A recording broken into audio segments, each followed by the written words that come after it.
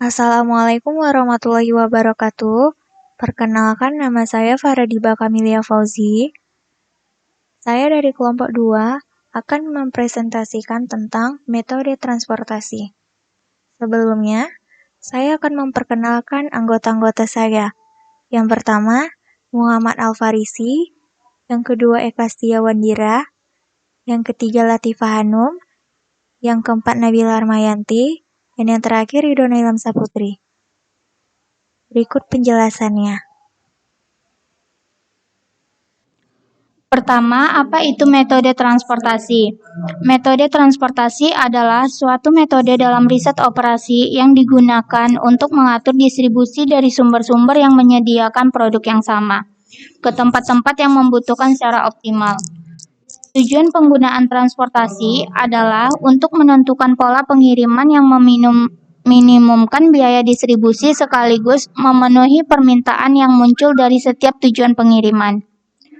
Model transportasi telah diterapkan pada berbagai macam organisasi usaha seperti rancang bangun dan pengendalian operasi pabrik, penentuan daerah penjualan, dan pengalokasian pusat-pusat distribusi dan gudang.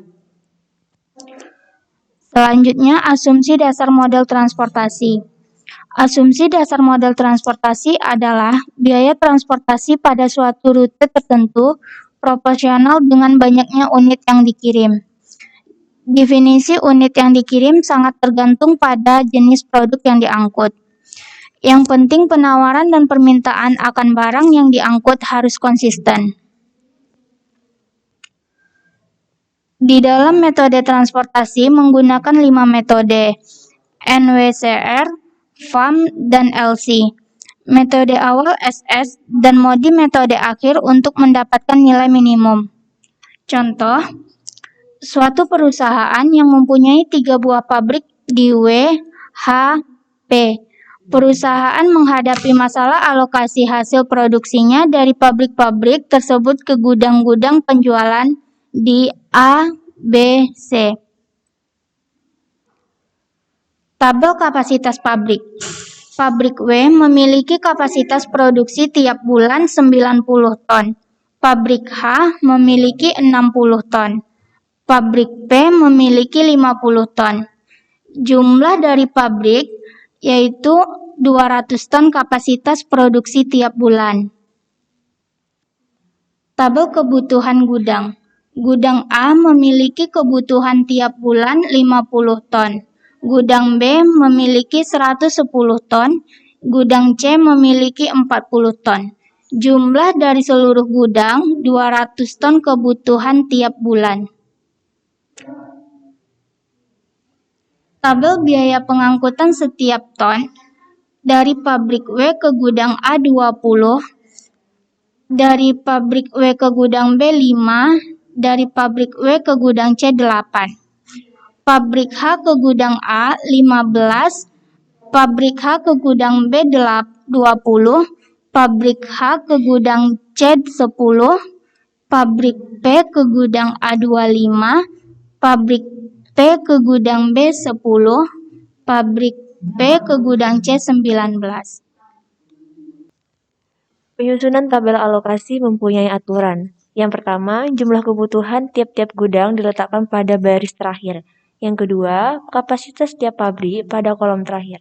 Yang ketiga, biaya pengangkutan diletakkan pada segi 4 kecil. Dari pabrik W ke gudang A 20, dari pabrik W ke gudang B 5, dari pabrik W ke gudang C 8, kapasitas pabrik W 90.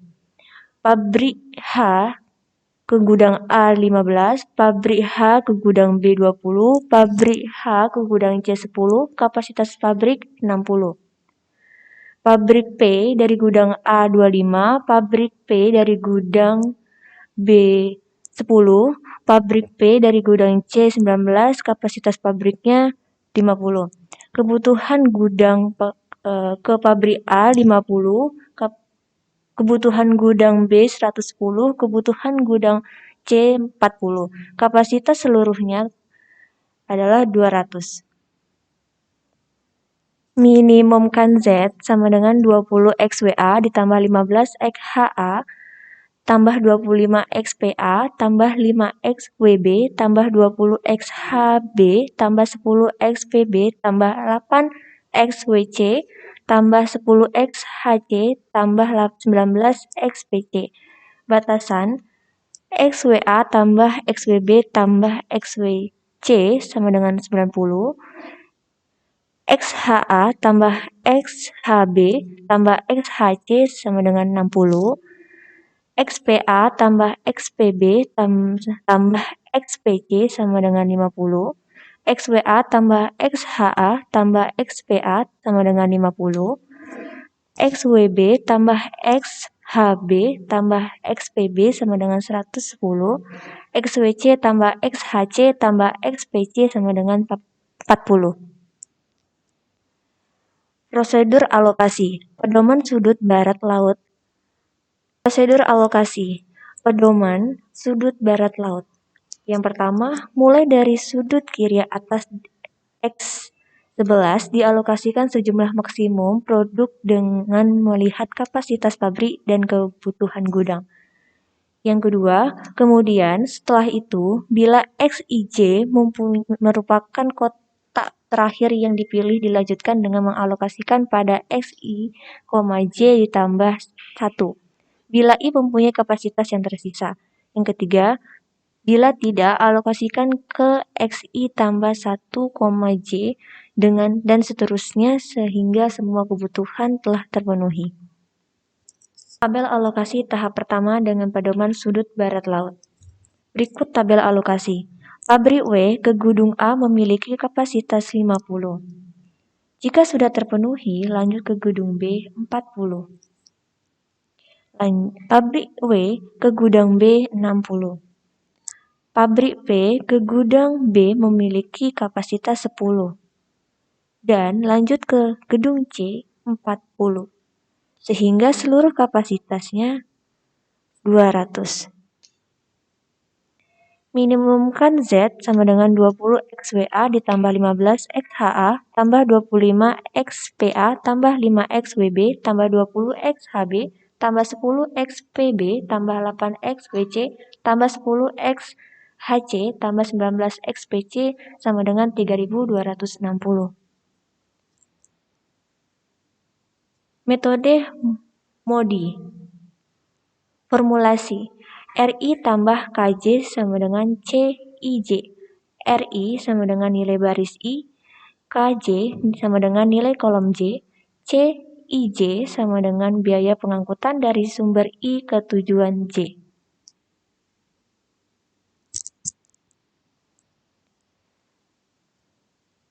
Metode MODI.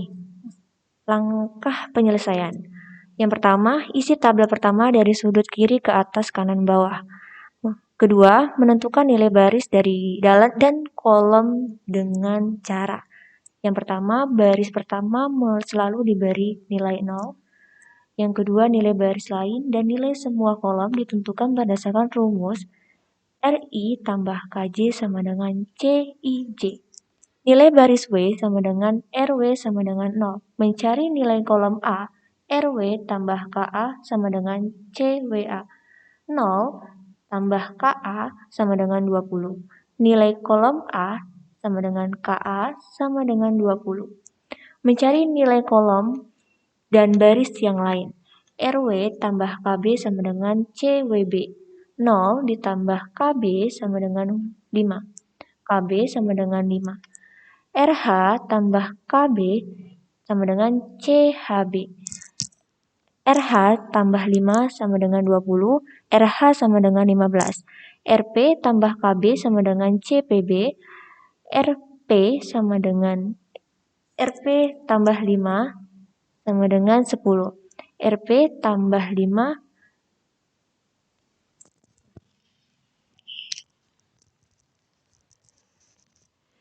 RP tambah KC sama dengan CPC, 5 tambah KC sama dengan 19, KC sama dengan 14.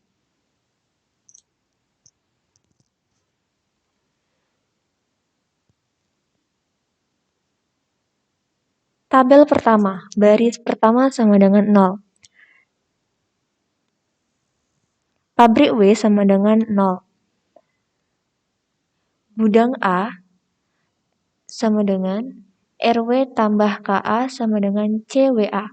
0 ditambah KA sama dengan 20, KA sama dengan 20. Gudang B sama dengan RW tambah KB sama dengan CWB. 10. 0 ditambah KB sama dengan 5. KB sama dengan 5.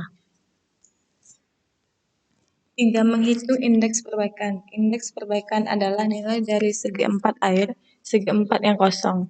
Rumus CIJ kurang RI kurang KJ sama dengan indeks perbaikan.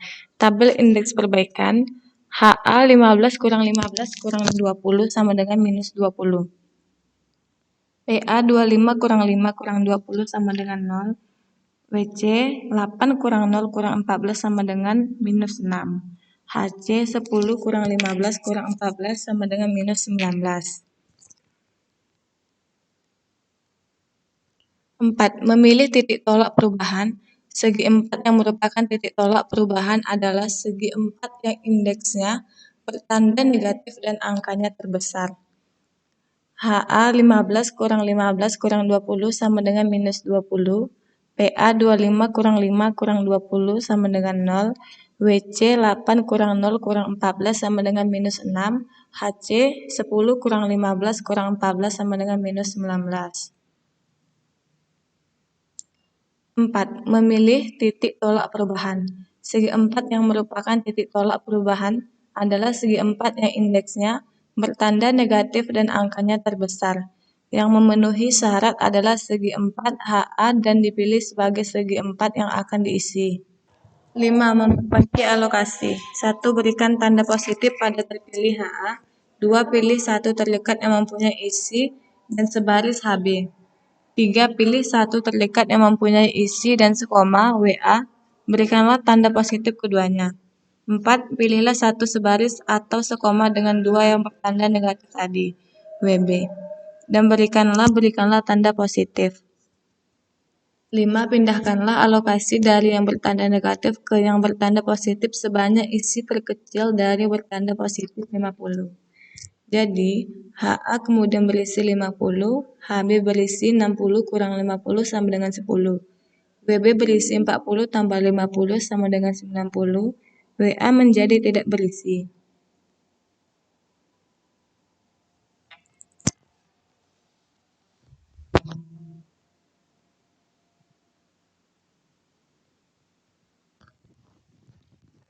Tabel perbaikan pertama. Diawali dengan mengisi tabel menggunakan salah satu metode transportasi awal yang dapat berupa NWCR, VAM, LC. 2. Menggunakan evaluasi kosong. 3. Melakukan perhitungan biaya yang sel kosong tersebut. Dimulai dari sel kosong dan dilanjutkan dengan sel-sel yang dilompati di mana sel kosong bernilai nilai positif. Lompatan pertama diberi nilai negatif. Lompatan kedua diberi nilai positif, dan seterusnya. 4. Jika semua hasil perhitungan pada evaluasi sel kosong bernilai positif, maka tabel transportasi sudah minimum. 5. Setelah dipilih perhitungan biaya yang menghasilkan angka negatif terbesar, pilih sel unit terkecil pada lompatan yang bernilai negatif. 6. Ulangi langkah kemudian sampai ke 4 sampai tidak ada nilai negatif pada evaluasi sel kosong.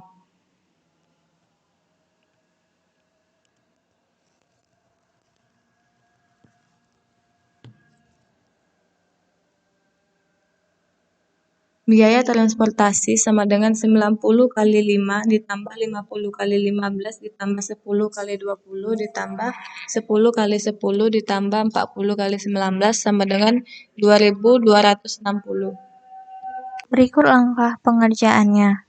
Yang pertama, memberikan angka untuk masing-masing sumber dan tujuan transportasi. Kedua, melakukan pengujian terhadap sel yang belum terisi dengan cara mengurangi biaya pada sel kosong tersebut. Jika hasil dari uji sel kosong ada yang memberikan angka negatif, maka solusi mode yang dikerjakan dianggap belum optimal dan akan dipilih hasil uji sel kosong yang memberikan angka negatif terbesar. Pada sel kosong yang memberikan angka negatif terbesar akan dilakukan pendekatan metode stepping stone mengulangi langkah kedua dan ketiga, hingga tidak ditemukan angka negatif pada sel kosong. Jika sudah tidak ada angka negatif, maka tabel transportasi dianggap sudah optimal. Menjumlahkan hasil kali dari jumlah unit biaya. Berikut hasil tabel ketiga perubahan tersebut. Biaya transportasi sama dengan 60 dikali 5, 30 dikali 8, 50 dikali 15, ditambah 10 kali 10, ditambah 50 kali 10, sama dengan 1890. Tabel keempat hasil perubahan, indeks perbaikannya adalah WA sama dengan 20 dikurang 0 dikurang 5, hasilnya 15. HB sama dengan 20 dikurang 2 dikurang 5, hasilnya 13. PA sama dengan 25 dikurang 5 dikurang 13 sama dengan 7. PC sama dengan 19 dikurang 5 dikurang 8. Hasilnya 6. Jadi, tabel D tidak bisa dioptimalkan lagi, karena indeks perbaikan tidak ada yang negatif. Selanjutnya, least cost atau biaya terkecil. Yang pertama, alokasi dimulai dengan mencari biaya yang paling kecil. Yang kedua, alokasi disesuaikan antara kapasitas dan kebutuhan. Nilai dari alokasi dilihat dari nilai kecil antara kapasitas dan kebutuhan. Proses diteruskannya sampai dengan jumlah alokasi kebutuhan dan kapasitas mencapai maksimum. Selanjutnya yaitu ada metode Vogel's Approximation Method atau VAM. Berikut langkah-langkahnya. Susunlah kebutuhan, kapasitas masing-masing sumber, dan biaya pengangkutan ke dalam metrik. Yang kedua, carilah perbedaan dari dua biaya terkecil atau dalam nilai absolut, yaitu biaya terkecil dan terkecil kedua untuk tiap baris dan kolom pada metrik CIJ. Yang ketiga, pilihlah satu nilai perbedaan yang terbesar di antara semua nilai perbedaan pada kolom dan baris. Yang keempat, isilah pada salah satu segi 4 yang termasuk dalam kolom atau baris yang terpilih, yaitu pada segi 4 yang biaya terendah di antara segi 4 lain pada kolom atau baris itu. Isiannya sebanyak mungkin yang bisa dilakukan. Selanjutnya yaitu FAM atau Vogel Approximation Method, di mana pengalokasian dilakukan pada kotak variabel dengan biaya terendah pada baris atau kolom yang terpilih. Di sini sudah ada contoh dengan pabrik WHP dan gedung ABC. Terdapat biaya terendah pada pabrik W ke gedung B dengan biaya 5. Dan biaya selanjutnya itu C dengan biaya 8 dikurangi menjadi 3. Selanjutnya yaitu pada pabrik A ke gedung C terdapat biaya terendah yaitu 10 dan 15 dengan perbedaan barisnya yaitu 5. Selanjutnya pada pabrik B ke gedung B dengan biaya 10 dan pabrik P ke gedung C dengan biaya 19 dengan perbedaan baris yaitu 9. Untuk kolom pabrik H dan gedung A terdapat 15 dan 20 menjadi perbedaan kolomnya yaitu 5. Selanjutnya pada pabrik W ke gedung B dengan perbedaan kolomnya yaitu 5. Dan pada perbedaan kolom yang terakhir yaitu pada pabrik W ke gedung C 8 dan 10 dengan perbedaan kolom yaitu 2. 9 ini mempunyai perbedaan baris atau kolom terbesar dan B mempunyai biaya angkut yang terkecil dengan pilihan X PB yaitu 50 dan kemudian hilangkan baris P tersebut. Untuk metode selanjutnya itu sama seperti sebelumnya dengan melakukan pengulangan. 5 dikurang 8 menjadi 3, 10 dikurang 15 menjadi 5, 15 dan 20 menjadi perbedaan kolomnya 5, 5 dan 20 menjadi 15, 8, 10 menjadi 2, 15 mempunyai perbedaan baris atau kolom terbesar dan W mempunyai biaya angkut terkecil. Dengan pilihan X, W, B yaitu 60, kemudian hilangkan kolom B dan lakukan metode selanjutnya dengan cara yang sama seperti sebelumnya. Kapasitas pabrik W menjadi 30 karena telah diangkut ke pabrik B sebanyak 60, lalu dihilangkan. 8 dikurang 20 menjadi 12, 10 dan 15 menjadi 5, 15 dan 20 menjadi 5, 8 dan 10 menjadi 2. W mempunyai perbedaan baris atau kolom terbesar sebanyak 12 dan C mempunyai biaya angkut terkecil yaitu 2. Pilihan X, W, C sama dengan 30, lalu hilangkan baris W tersebut. Selanjutnya yaitu melakukan hal yang sama seperti sebelum-sebelumnya. Kebutuhan gedung C menjadi 10 karena telah diisi pabrik W sebesar 30. 10 dan 15 menjadi 5. H mempunyai perbedaan baris atau kolom terbesar dan C mempunyai biaya angkut terkecil. Dengan pabrik H perbedaan barisnya 5 dan C yaitu 10. Pilihan XHA sama dengan 50. Pilihan XHC menjadi 10. Inilah matriks hasil alokasi dengan metode FAM. Setelah terisi semua, maka biaya transportasinya yang harus dibayar adalah 60 dikali 5, 30 dikali 8, 50 dikali 15, 50 dikali 15, 10 kali 10, dan 50 dikali 10 dijumlahkan dan hasilnya menjadi 1890. Kesimpulan yang diambil adalah dalam metode transportasi ini terdapat 3 metode untuk menentukan solusi awal. Yang pertama yaitu NWCR dengan Northwest Corridor Rule, di mana pengalokasian dimulai dari pojok kiri atas dan berakhir di pojok kanan bawah. Selanjutnya yaitu FAM atau Vogel Approximation Method, yaitu pengalokasian dilakukan pada kotak variabel dengan biaya terendah pada baris atau kolom yang terpilih. Dan yang ketiga yaitu least cost, yaitu dengan pengalokasian dimulai dari biaya terendah dalam tabel. 3 metode tersebut bukanlah hasil akhir. Untuk menentukan biaya minimum diperlukan solusinya yaitu menjadi 2, yaitu S atau stepping stone, di mana langkah selanjutnya dari metode awal untuk mendapatkan solusi optimal, yaitu dengan merubah alokasi produksi yang optimal menggunakan cara coba-coba. Dan yang terakhir yaitu MODI atau Modified Distribution, merupakan metode penyelesaian kasus transportasi yaitu dikembangkan dari metode stepping stone. Baiklah, saya akan memulai sesi pertanyaannya. Jika ada teman-teman yang ingin bertanya, dipersilakan. Demikian hasil presentasi dari kelompok kami. Saya selaku moderator, mohon maaf atas kekurangannya dan terima kasih atas perhatiannya. Wassalamualaikum warahmatullahi wabarakatuh.